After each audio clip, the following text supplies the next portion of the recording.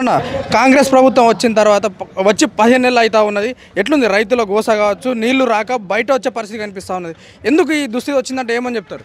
ఇక రైతుల కంటే మంచిగా చేసిండు రేవంత్ రెడ్డి, అయితే బాగా చేసిండు. ఇప్పుడైతే కౌలు రైతుకు అయితే 15,000 ఇచ్చేసిండు.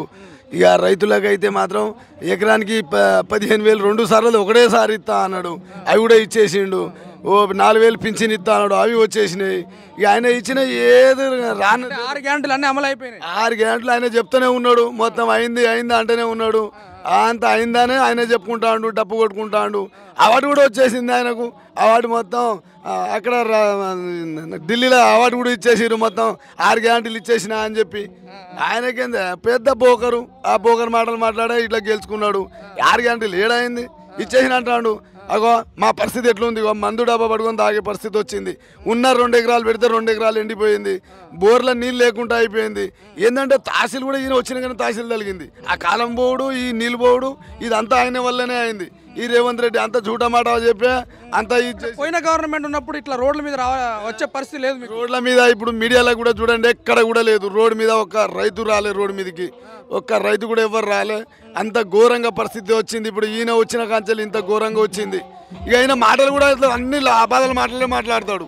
ఓ అది ఇది అంటాడు. ఆయన ఎవడైనా తిరుగుతున్నా కేసు పెడతా అంటాడు. మరి ఈయన తిడితే ఎవడు పెట్టాలి? ఇగో ఈ మందు డబ్బా అని తీసుకొని తాగి చావాను, లేకపోతే మాకన్నా చంపేయాను. వాడు చేసే పరిస్థితి ఇట్లుంది. ఎండిపోయిన పొలాలతోనే ఎట్లా అంటే అట్లా గోసాపడుతున్నాం, అరియో గోసాపడుతున్నాం.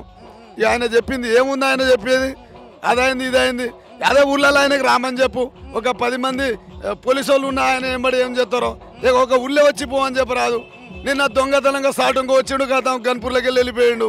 ఏదో కడియం శ్రీహరిని అందుకే అంటుండేమో 6 గ్యారెంటీలు అమలు చేసినా కాబట్టి నేను మళ్ళీ 10 సంవత్సరాలు అధికారంలో ఉంటా అనుకుంటా మాట్లాడుతూ ఉన్నాడు. దీని గురించే కావచ్చు మరి ఆయన పొందేస్తారు. మరి వాడు ఓడైతే సర్పంచ్ ఎలక్షన్లు ఎందుకో పెడతలేడు, జడ్పీటీసీ ఎలక్షన్లు ఎందుకో పెడతలేడు. మరి మొగడైతే పెట్టి చూడాలి. మరి పెట్టు ఎవరికి వెళ్తాడో గుద్దల సాటుగా ఏదో కడియం శ్రీహరిని రేపు ఎలక్షన్లో ఓడగొడతారని చెప్పి 800 కోట్లు ఇచ్చినా అని చెప్పి చెప్పుకుంటాడు. ఎవరు నమ్మేటట్టు ఎవరు లేడు. ఈ బోల్తో మాటలు మాట్లాడితే ఎవరు నమ్మరు. ఈ రోజు అంటే ఈ పరంగా గ్రౌండ్లో ఈ విధంగా అంటే పబ్లిక్లో ఈ విధంగా మమ్మల్ని వ్యతిరేకిస్తున్నారు అన్న దాంతో ఎలక్షన్ పెడతలేరు అంటున్నారు మీరు. అట్లా భయానికి ఆయన ఎలక్షన్ పెడతలేడు. ఇప్పుడు ఆయన భయానికి ఎలక్షన్ పెడతలేడు. ఒక్క సీటు కూడా రాదు, ఒక్క సర్పంచ్ కూడా గెలవడు. అంతా ఎదురు గుల్లి చుట్టాలే వస్తారు. ఇప్పుడు కూడా ఆయనకు పరిపాలన చేయాలంటే చేతనైతే లేదు. చేత కాకుంటే వదిలిపెట్టు, చేసేటోళ్ళు ఎవరన్నా చేస్తారు. ఆయన చేత కాకనే ఇవన్నీ మాట్లాడు. చేతనైతే చేయాలి. ఆ రైతులకు ఏంది, వాళ్ళ గోసేందో అనేది చెప్పాలి, చూడాలి. ఈ రోడ్ల మీదకి వచ్చి మందు డబ్బాలు పట్టుకొని వచ్చుడు ఏం కర్మ పట్టింది మాకు. అంత అప్పుల పాలైనాం. ఇప్పుడు అంటే వీళ్ళకు తెలివి లేకనా, అవగాహన లేకనా, లేదంటే ఎందుకు ఈ పరిస్థితి? అంటే గత ప్రభుత్వం ఉన్నప్పుడు రైతులు రోడ్ల మీద రాలేదని చెప్తా ఉన్నారు. సో ఇప్పుడు ఎందుకు ఆ పరిస్థితి వచ్చిందంటే ఏమని చెప్తారు? ఈయనకు తెలివి తక్కువ ఏం కాదు, మందిని ముంచే తెలివి ఉంది. మందిని ముంచే తెలివే ఉంది. ఈయనకు తెలివి ఏం లేదనేం కాదు. ఇక ఆయన మాటలే తుట్టలే రేవంత్ అని ఆయన మీద పాటలు కూడా అన్ని వాడుతూనే ఉన్నారు. రైతులు అయితే ఘోరంగా వానికి ఇప్పుడు అవగాహన ఉన్నా కూడా లేనట్టే మాట్లాడుతాడు. అసెంబ్లీలో ఏం మాట్లాడుతాడు, వాళ్ళ మంత్రులు ఎవరు ఏం మాట్లాడుతానది తెలుతలేదు. వాళ్ళది ఒకరికొకరికి పూరి కలుతలేదు.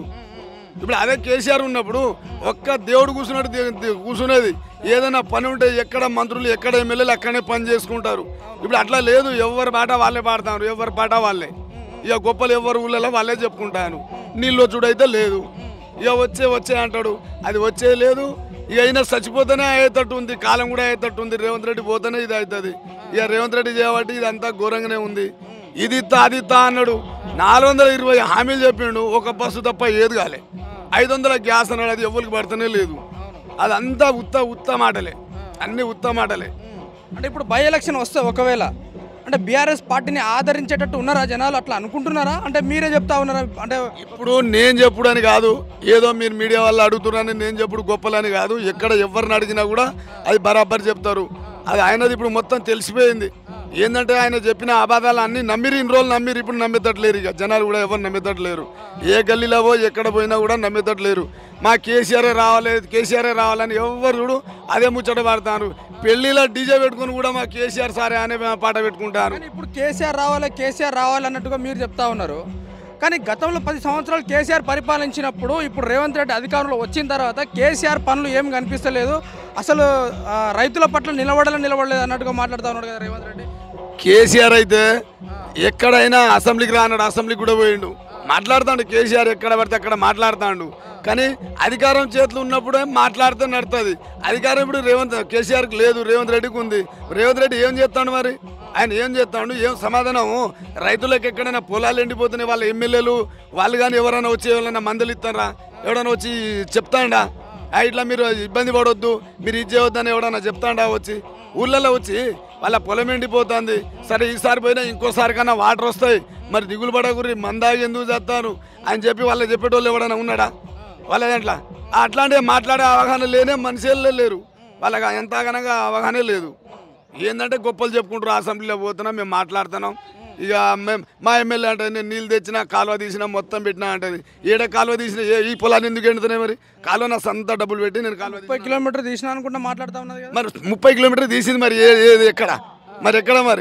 మరి ఒక ఇవి తెచ్చి ఇస్తుంది మా ఎమ్మెల్యే, మందు డబ్బాలు తెచ్చి ఇస్తుంది. మరి ఎక్కడ పడుతుంది? సొంత డబ్బులు పెట్టి తీసింది కాలువ ఎక్కడ ఉంది? ఎక్కడ పడుతుంది కాలువ? ఆ పాత తీసిన కాలువనే ఉంది. ఇంకా ఇక నేను కొత్తగానే పెట్టించిన ఆందూరు, ఇంకా ఆ కొత్తగా ఇంకా వాళ్ళు ఇంకా ఏం మొదలే పెట్టలే.